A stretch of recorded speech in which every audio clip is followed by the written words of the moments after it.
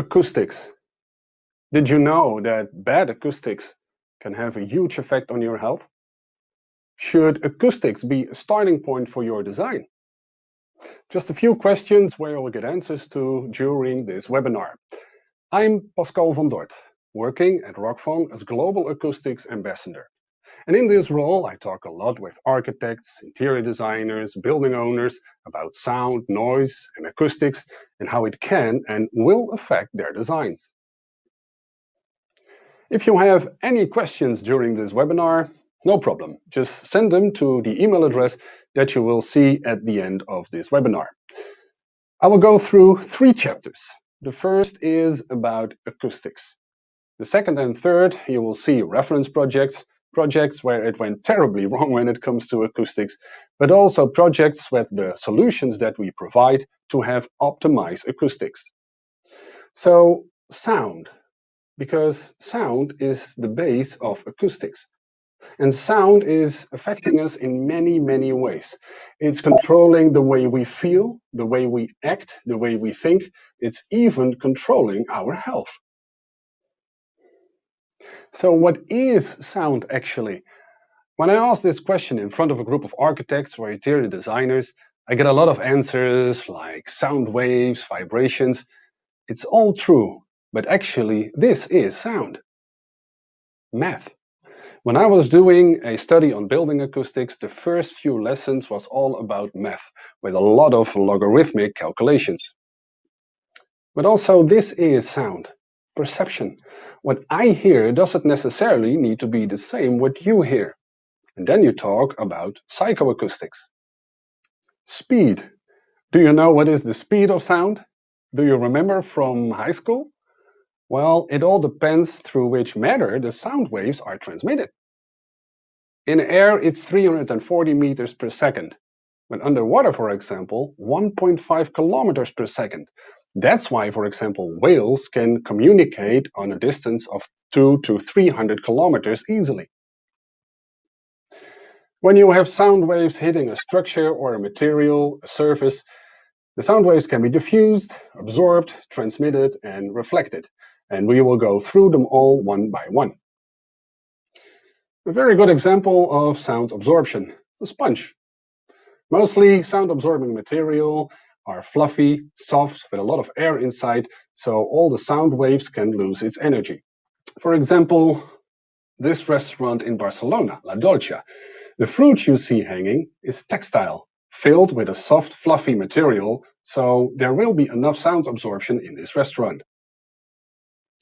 This is an example of diffusion.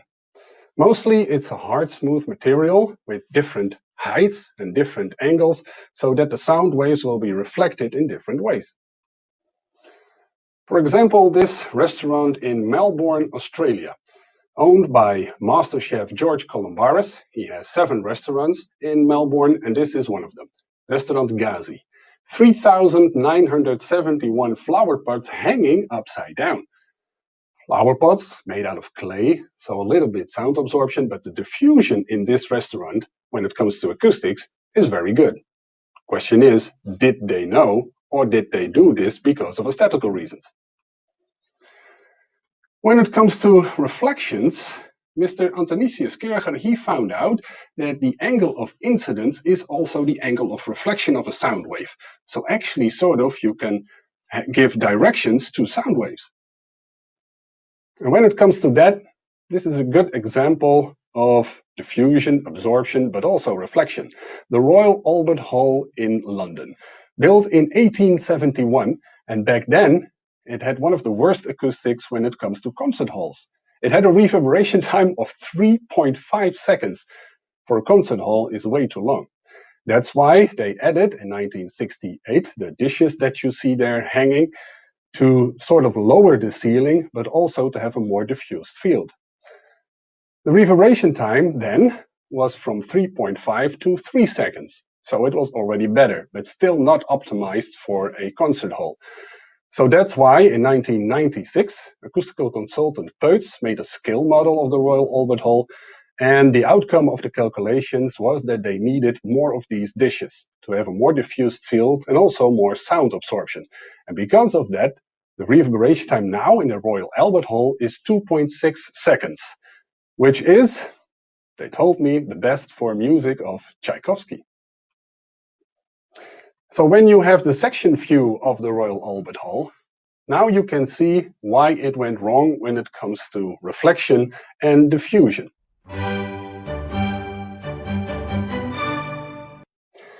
You see that because of the shape of the roof, the sound waves sort of are reflected to the end of the hall.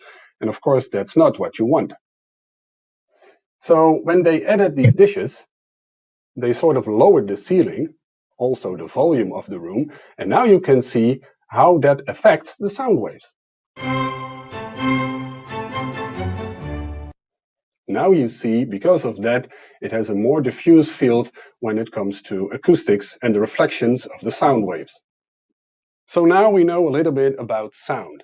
But what about acoustics? What is acoustics actually? To have a little bit more understanding about this subject, we go back in time, back to ancient Greece, 350 BC to be exact, because back then this theater was built, the Epidaurus Theater. The person who is performing in the center of the circle that you see on the ground can be as clearly heard on the first row as the person who is sitting 60 meters higher. How come? Because back then they didn't have a microphone. In 2007, there were two Belgian students from the University of Georgia, and they found out that the rock being used, it absorbs the lower frequencies. And in this case, the lower frequencies is the chattering of the people in the theater and the rushing of the leaves. Question, of course, is, did the Greek know? I think so. Because this is the word acoustikos, the Greek word acoustikos. And if you translate it, it means literally an influence of hearing. When you have acoustikos and you look it up in the dictionary, it has two meanings. One is about sound waves, and the other one is about how these sound waves react in a room or a building. So now we know a little bit about acoustics, but why is it so important? I think this picture of a little girl says it all. But Robert Koch said this in 1905. So actually what he says here is, forget about cholera, forget about the plague. In the future, noise will be plague number one. He was quite close, because according to the World Health Organization, it's now plague number two. Number one is air pollution. So when you have different kinds of sound levels, here you see a few, and of course some you will recognize. The 88 decibels, that is me snoring. My wife complains a lot about that. The 106 decibels, that is my daughter Emilia. When she was 1 year old, I was changing her diaper. She was crying, so I did a sound measurement. It was 106 decibels. When she saw me coming with the equipment to measure the sound level, she was even starting to cry louder. Also, the 102 decibel that you see, maybe some of you know this tennis player, Maria Sharapova. When she was at the tennis court, all the time when she hit the ball, it was like, "Ugh!" And that was 102 decibel measured at the tennis court. And of course, when you have a Formula One race,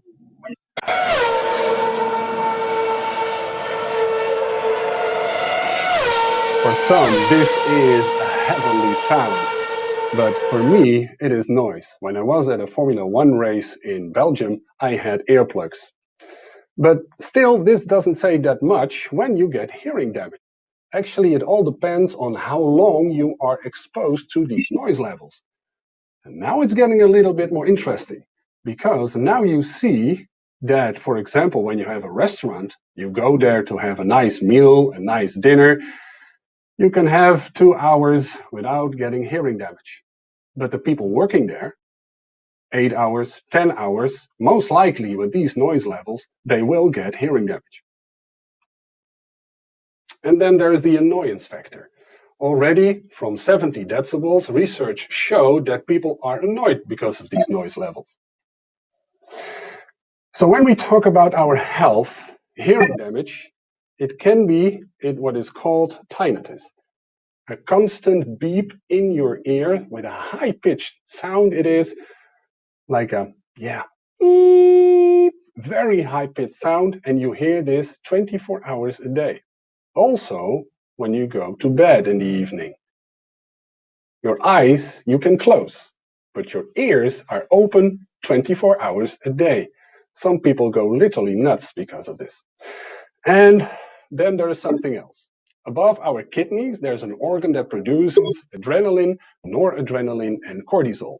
And cortisol is what is called a stress hormone. So actually, we get a little bit stressed. Now, when these hormones reach the part in our brain, which is called the hippocampus, it affects our memory, our taste, and our immune system. Bad acoustics in hospital increases blood pressure and heart rate. You go to a hospital to lower your blood pressure, to lower your heart rate. So this is not healthy. When it comes to offices, I think we can all relate to this. Almost everyone is negatively influenced by noise at their office. And even because of that, we are less productive, even until 66%. When it comes to gastronomy, Ramon Freisa, a 2 Michelin star chef cook from Madrid, Spain, he has a restaurant, and in this 2 Michelin star restaurant, he got a lot of compliments about the food, but a lot of complaints about the noise levels. He was so fed up with this that he had his restaurant changed.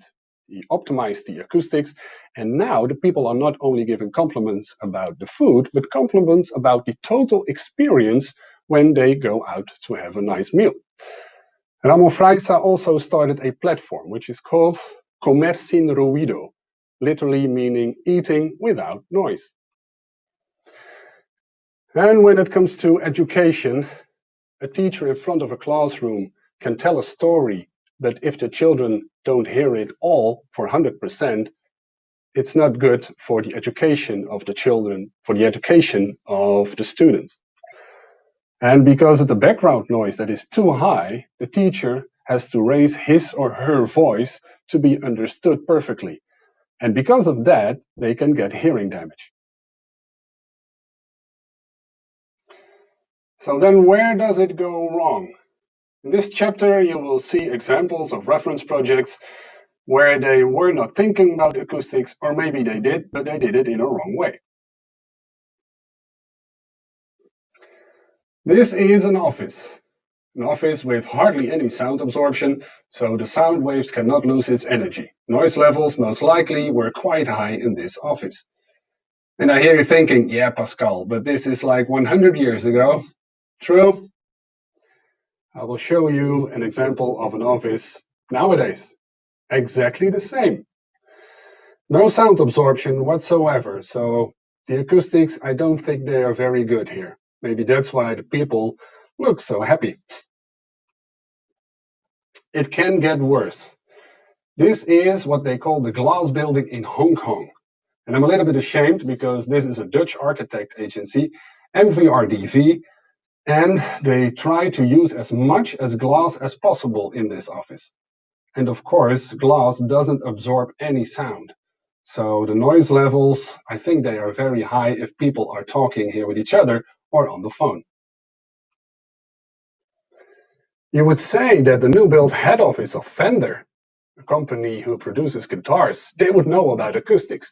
But if you look at this office, an open plan office, I think the acoustics are not that optimized because you see a lot of hard, smooth materials, not that much sound absorption.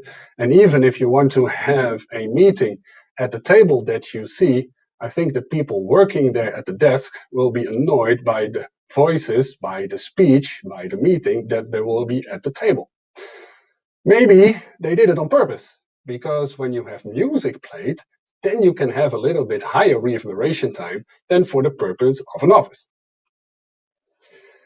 Try to have a meeting in this bunker. It's all concrete. Maybe if you are with the two of you, you can still have a conversation. But if you have more people there, I think it's impossible to have a good meeting. Something which you see a lot nowadays, transformation of buildings. To have an old building and transform it to another use. In this example, you see a church which is transformed to an office. But the function of a church, when it comes to acoustics, of course, it's totally different than an office. So you need to take that in account. This is a hospital in Manila, the Philippines. I was there myself. The concrete ceiling that you see here, of course, doesn't absorb any sound. You see a lot of small babies, and maybe it's good to know that the hearing of babies is 100 times more sensitive than us as adults. Okay, this looks very nice. Here you can have a meal and enjoy, well, let's say it's very Instagrammable. But when it comes to acoustics, the shape of the room, well, it's very negatively influencing the reflections of the sound waves. And also the materials used, they don't absorb any sound. So what will happen here is called the Lombard effect. People that are talking in this restaurant, they try to get above each other's voice to have themselves understand. This is a core store of Starbucks. When I was at Starbucks in New York a few years ago, I ordered a double espresso. And the man behind the counter, he said, sorry. I said, what do you mean, sorry? What's your name, sir? I said, Pascal. What? Pascal. Okay. So 2 minutes later, I get my double espresso. Denzel, your double espresso is ready. Do I look like a Denzel to you? No. Because of the noise levels that were too high in this Starbucks restaurant, they couldn't clearly hear my name. And what about this classroom? When it comes to sharing information, the acoustics should be optimized, and it's not. Only concrete ceiling, hard surfaces, it doesn't reflect any sound waves, or sorry, it reflects a lot of sound waves, but it doesn't absorb sound waves. So the acoustics are horrible here. So now you saw some bad examples when it comes to acoustics. And I will show you now projects where the optimized acoustics are present. For example, this school in Poznan in Poland. A really nice example how they played with the design and also to optimize the acoustics when it comes to educational purposes. When it comes to education and you have a classroom which is quite deep like this, it's not only about sound absorption, also about reflection. Because can you absorb too much? Yes. When you have a classroom like 8-9 meters or longer, you need a reflector. So what you see here in the middle, the higher part of the ceiling, is a ceiling with a lower sound absorption, so with reflection. Around there is a ceiling panel with a very high sound absorption. And in this case, you have optimized acoustics because the speech is transmitted via the reflector to the end of this classroom. This is an office in the Netherlands where they really were paying attention to acoustics. What we call the 4 C's: collaboration, communication, contemplation. It all depends on what you are doing inside an office. And here you can go to the region in this office, a zone where you can do what you want to do. If you want to concentrate, you can concentrate. If you want to have a meeting with a person, you go into a meeting room. A nice example of an office where they want to have this urban look. So that's why they have these islands, these rafts. And I have to say they were very much paying attention to design because the lighting that you see here, very nicely designed. And when it comes to acoustics, they are quite good. Also here, if you want to have this urban look, this open plenum, it's possible when it comes to designing an office with good acoustics. Here you see also the cabinets in between of the desks. Very good for blocking the sound also. The sound waves that go above the cabinets, they will be absorbed by the simple lay-in ceiling that you see designed as an island. A very nice office building recently opened in Trondheim in Norway, where they used a lot of baffles. It was the starting point of the design.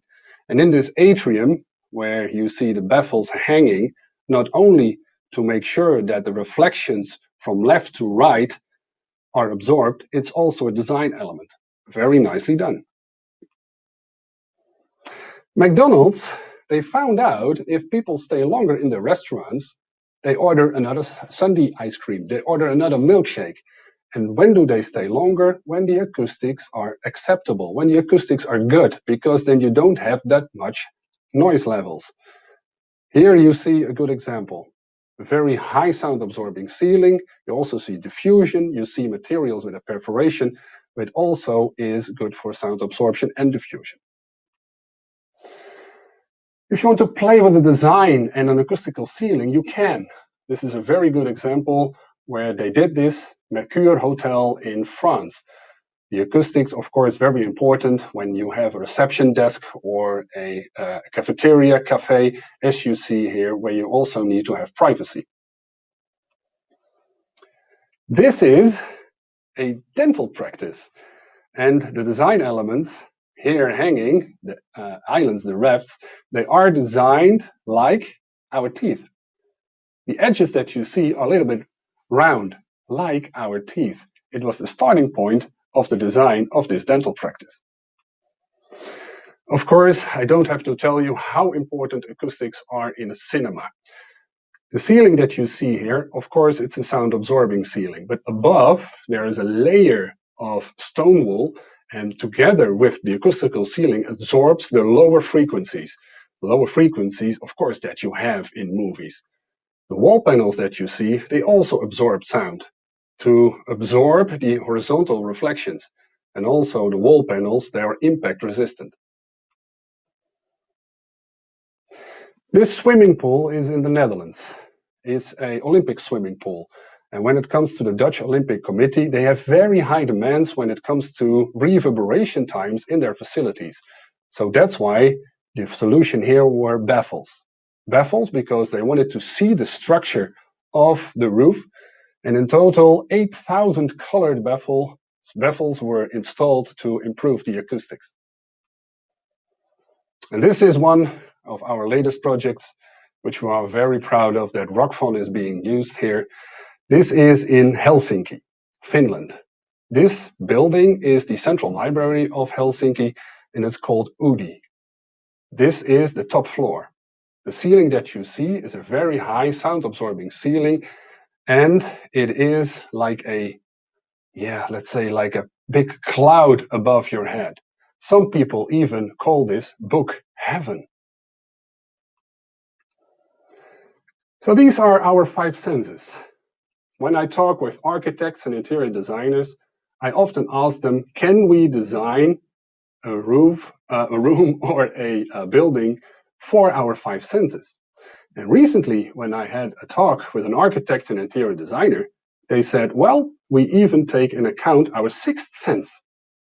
And that was quite interesting. The 6th sense, yes, the way we feel inside a room or inside a building. And that brings me to the last slide I have. It's a quote from Maya Angelou. People will forget what you said. People will forget what you did, but people will never forget how you made them feel. And acoustics is a very big part of that. So I want to thank you for your attention.